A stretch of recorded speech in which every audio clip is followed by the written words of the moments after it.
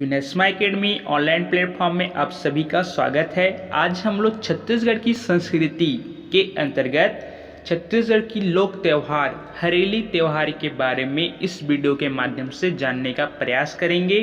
तो चलिए आज के कारवां को स्टार्ट करते हैं। तो हरेली त्यौहार के पहले हम लोग पृष्ठभूमि को देख लेते हैं कि इसके अंतर्गत क्या क्या बातें को हम डिस्कस करेंगे। तो इसके अंतर्गत आपको हरेली शब्द की उत्पत्ति, कृषि औजारों की भूमिका, इससे जुड़े पूजा पाठ, गेड़ी की भूमिका और उसकी ऐतिहासिकता, इससे जुड़े खान पान व मान्यताएं और बस्तर की हरेली, इन सभी पहलुओं को इस वीडियो के माध्यम से समझेंगे। तो चलिए पहले हम लोग समझ लेते हैं कि हरेली शब्द की उत्पत्ति कैसे हुआ था। तो हरेली शब्द की उत्पत्ति के लिए हम लोग बात करें तो हरेली शब्द हिंदी शब्द हरियाली से उत्पन्न हुआ है। इसका मतलब वनस्पति या हरियाली होती है। छत्तीसगढ़ के गोंड जनजाति का मुख्य रूप से महत्वपूर्ण त्यौहार होता है। यह त्यौहार हिंदू कैलेंडर की सावन माह की अमावस्या के दिन मनाया जाता है। यदि हम लोग अंग्रेजी कैलेंडर की बात करें तो यह इसका जो पड़ाव जो होता है वह जुलाई और अगस्त के मध्य वर्षा ऋतु में ही यह संपन्न होता है। वर्षा ऋतु में होने के कारण आपको वातावरण हमेशा हरियाली देखने को मिलेगी, जो इसी कारण हरियाली शब्द से ही हरेली शब्द की उत्पत्ति आपको देखने को मिलेगी। और यह त्यौहार सावन के महीने के प्रारंभ को दर्शाता है, जो हिंदुओं का पवित्र त्यौहार माना जाता है। और आपको ध्यान देना है कि हरेली त्यौहार को ही छत्तीसगढ़ का पहला त्यौहार के रूप में भी जाना जाता है। यहाँ पर आपको फिगर के माध्यम से देख रहे होंगे किस तरह से यहाँ पर हरियाली देखने को आपको मिल रही होगी। अब हम लोग देख लेते हैं कि इस त्यौहार से जुड़े कृषि औजारों की भूमिका क्या क्या होती है। तो देखिए यहाँ पर किसानों का यह त्यौहार उनकी औजार पूजा से शुरू होता है। औजार पूजा से तात्पर्य है कि जैसे अपन नांगर, गैती, कुदाली, रापा, ये सब किसानों के औजार हैं जो कि उनके कृषि कार्य में बहुत ही मददगार होते हैं। किसान इस दिन काम पर नहीं जाते हैं और न ही किसी उत्पाद को बेचते हैं, अर्थात जैसे कि आपको दूध का यहाँ पर बिक्री बंद होता है। अर्थात इस दिन बोल सकते हैं कि किसानों के लिए रेस्ट दिन होता है। ठीक है, तो इसी के महत्व को देखते हुए मुख्यमंत्री भूपेश बघेल की सरकार ने हरेली त्यौहार के दिन छुट्टी का भी ऐलान किया था। ठीक है, तो सभी सरकारी कर्मचारियों का यह दिन छुट्टी का या अवकाश का दिन होता है। साथ ही साथ बैलों और गायों को भी शुभ दिन पर पूजा की जाती है। अर्थात यहाँ पर औजारों की पूजा तो की ही जाती है, इसके साथ साथ बैलों और गायों को पूजा करने के साथ साथ उनको विभिन्न प्रकार के से आपका बड़ा हो गया कुछ पकवानों भी उनको खिलाया जाता है। ठीक है, ओके। तो देखिए यहाँ पर आपको चित्र के माध्यम से देखने को मिल रहा होगा, जैसे कि यहाँ पर नारियल है, नारियल के साथ साथ आपको गैती, कुल्हाड़ी, ठीक है, मतलब कृषि कार्य में जो भी उपयोग में आता है उसी को यहाँ पर इस तरह से पूजा पाठ करते हैं, तिलांजलि दिया जाता है। ओके, और यहाँ पर नागर से तात्पर्य आपका हल होता है। ठीक है, और रापा से तात्पर्य आपका फावड़ा होता है। तो इन सभी औजारों की ये पहले साफ सफाई करेंगे, तालाब में जाते हैं, उनकी साफ सफाई करते हैं, फिर वहाँ से जितने भी औजार होते हैं उनको घर लाते हैं और एक घर के बरामदा होता है वहाँ पर सभी को रखते हैं और विधिवत रूप से इनकी पूजा अर्चना की जाती है। इनके साथ साथ इनके देवी देवताओं को भी पूजा किया जाता है इसके पश्चात। ठीक है, ओके। इससे जुड़े पूजा पाठ, तो इस दिन क्या होता है कि कुटकी दाई, जिससे हम लोग फसलों की देवी के नाम से भी जानते हैं, इस दिन फसलों की अच्छी पैदावार हो, इसलिए किसान कुटकी दाई एक देवी है जो कि फसल की है, उनकी पूजा अर्चना किया जाता है और उनसे प्रार्थना किया जाता है कि आप देवी माँ हमारे फसलों की रक्षा करेंगे और फसलों की अच्छी पैदावार के लिए ये कामना करते हैं। ठीक है, तो ये हुआ हरेली से जुड़ा हुआ पूजा पाठ। कुटकी देवी की यहाँ पर पूजा की जाती है, इसको आपको ध्यान देना है प्रीलिम्स या फिर व्यापम के दृष्टिकोण से। ठीक है, अब देखिए यहाँ पर इससे जुड़े हम लोग गेड़ी की भूमिका को देख लेते हैं कि हरेली के त्यौहार के लिए हम लोग बात कर रहे हैं, यदि हम लोग गेड़ी की बात नहीं करेंगे तब यह त्यौहार हमारे लिए अधूरा प्रतीक होता है। ठीक है, तो पहले देख लेते हैं कि आखिर में गेड़ी क्या होती है। तो हरेली पर्व का मुख्य आकर्षण गेड़ी होता है, जो हर उम्र के लोगों को लुभाती है। यह बांस से बना एक सहारा होता है जिसके बीच में पैर रखने के लिए खांचा तैयार किया जाता है। यहाँ पर आपको डायग्राम में दिख रहा होगा किस तरह से यहाँ पर व्यक्ति जो हैं ये खड़े हुए हैं गेड़ी के सहायता से। यह बांस का बना हुआ एक प्रकार का सहारा होता है और इनके नीचे में एक खांचा बना होता है बांस के नीचे में, जो कि व्यक्ति वहां पर पैर रखते हैं। ठीक है, और गेड़ी की ऊंचाई हर कोई अपने हिसाब तय करता है, परंतु कई जगह पर 10 फीट से भी ऊंची गेड़ी भी देखने को मिलती है। हरेली के दिन गेड़ी में चलकर ना आनंददायक होता है। अब हम लोग गेड़ी की ऐतिहासिकता की ओर बात कर लेते हैं कि आखिर में गेड़ी की ऐतिहासिकता क्या है। तो इतिहास के जानकारों की माने तो गेड़ी का इतिहास करीब 3000 साल पुराना है। अविभाजित मध्य प्रदेश और छत्तीसगढ़ राज्य कालांतर में जंगलों से घिरा हुआ था।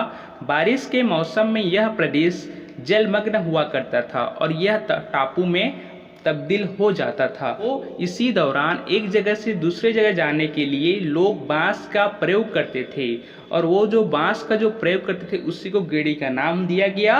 और इस गेड़ी के बहुत सारे फायदे भी मिलने लगे, जैसे कि सांप बिच्छू या फिर किसी अन्य जानवरों से भी इनका बचाव हो जाता था। इसके साथ साथ जो भी व्यक्ति जो हुआ करते थे वे पानी भरे इलाकों को आसानी से पार भी कर सकते थे। तो यह जो कला था गेड़ी का, यह धीरे धीरे नृत्य में तब्दील हो गया और मादर की थाप पर यह नृत्य पारंपरिक कला का रूप ले लिया गया।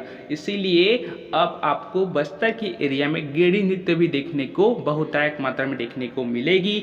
और गेड़ी की प्रासंगिकता को ही ध्यान में रखते हुए मुख्यमंत्री भूपेश बघेल ने भी गेड़ी का आनंदमय रूप से संचालन किया। उन्होंने गेड़ी चढ़ा, आप डायग्राम में दिख ही रहा होगा कि वे अभी गेड़ी पर चढ़े हुए हैं। ठीक है, तो गेड़ी का जो आपका जो निर्माण जो कार्य होता है वह ऊंचाई के आधार पर होता है। मंत्री जी का जो गेड़ी का ऊंचाई है आप यहाँ पर देख सकते हैं उनकी हाइट के अनुसार पर।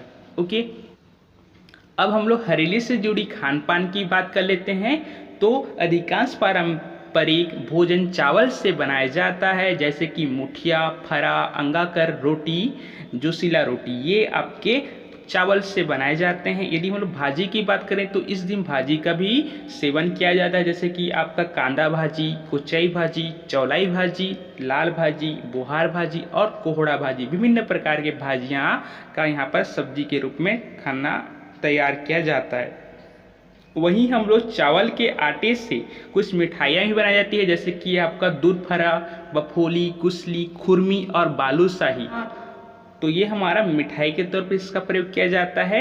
वहीं यदि पेय पदार्थ की बात करें तो महुआ नामक स्थानीय पेड़ के फल से बनाई जाने वाली पेय आदिवासियों और किसानों द्वारा बहुत ही पसंद किया जाता है। यदि आप ग्रामीण क्षेत्र से बिलोंग करते हैं तो आपको इस दिन बहुत सारे ऐसे लोग होते हैं जो मद्य का पान करते हैं। आपको बहुत सारी जगह मद्यपान करते हुए व्यक्ति आपको आसानी से देखने को मिल जाएगा। खासकर मैं यह बात ग्रामीण परिवेश की कर रहा हूँ। ठीक है, अब हम लोग इससे जुड़े कुछ मान्यता देख लेते हैं। तो इस मान्यता के अनुसार इस त्योहार के दिन सुबह सुबह घरों के प्रवेश द्वार पर नीम की पत्तियां और चौखट में तिल लगाई जाती है।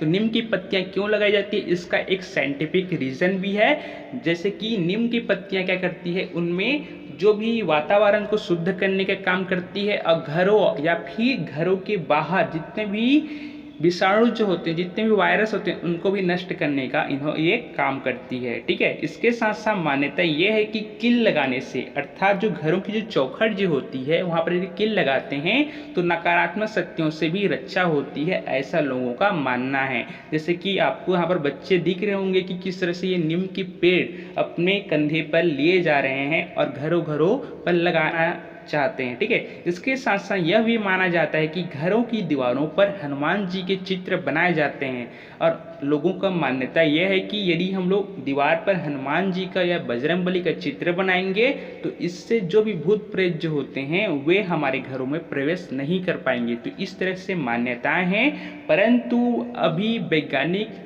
युग में हम अभी जी रहे हैं तो इन सब जो वैज्ञानिक आधार पर इनको अंधविश्वास के रूप में माना जाता है। तो इस अंधविश्वास के चलते बहुत सारे महिलाएं जो होते हैं जिनको टोन्ही के रूप में भी जाना जाता है। ठीक है, तो उनको टोन्ही के रूप में जाने के कारण जो ग्रामवासी जो होते हैं, जो भी ग्रामीण होते हैं, उनको बहुत ही तकलीफ पहुंचाते हैं, यहाँ तक कि उनकी मौत भी कर लिया जाता है। तो टोन्ही रूपी जो भी अंधविश्वास है इनको खत्म करने के लिए भी राज्य सरकार ने बहुत सारे कदम उठाए हैं। जैसे कि आपका 2005 में टोन्ही धारणा अधिनियम भी बनाया था। तो यह आपके अंधविश्वास को खत्म करने के उद्देश्य से ही बनाया गया है।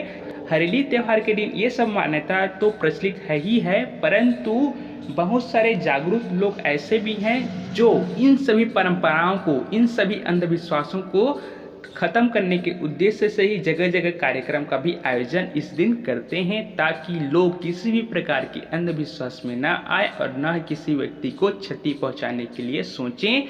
और जगह जगह यहाँ पर सेमिनार का आयोजन किया जाता है ताकि लोग सभी शिक्षित हों और वे अंधविश्वास के चक्कर में ना पड़ें। तो यह भी इस दिन का एक खास महत्व के रूप में आप जान सकते हैं।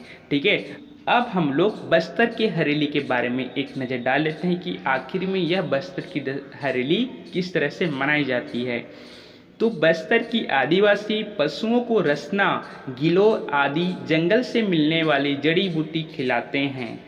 इस दिन रसना बूटी और देवबहारी के पत्ते लोग अपने घरों में लगाते हैं। माना जाता है कि इससे प्रेत भूत से मुक्ति मिलती है। जड़ी बूटी की यह परंपरा केवल बस्तर में ही प्रचलित है। इसे अमुस त्योहार के नाम से जाना जाता है। ठीक है, तो आपको ध्यान देना है, क्वेश्चन इस तरह से भी पूछा जा सकता है प्रीलिम्स या फिर व्यापम में कि हरेली को बस्तर क्षेत्र में किस नाम से मनाया जाता है। तो आपका आंसर होगा अमुस त्योहार के नाम से मनाया जाता है।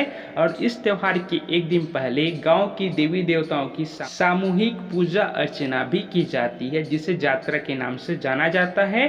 और इसमें लोग अपनी पूर्वजों की परिपाटी के अनुसार पशु पक्षियों की बलि भी चढ़ाते हैं। तो इस तरह से आपको मान्यताएं देखने को मिल जाएगी।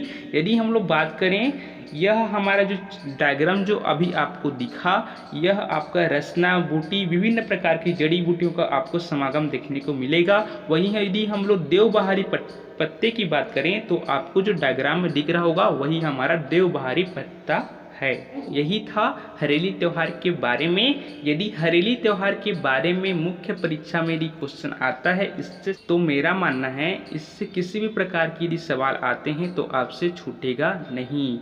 तो यदि आप चैनल पर ही नए होंगे तो चैनल को जरूर सब्सक्राइब कीजिएगा और बेल आइकन दबाना ना भूलें, ताकि मैं जैसे ही वीडियो अपलोड करूं तो आपको सूचना प्राप्त हो सके। और यदि आपको वीडियो पसंद आया होगा, आप प्रतिक्रिया कमेंट में अवश्य देवें। तो आज के लिए इतना ही। आप सभी का बहुत बहुत धन्यवाद।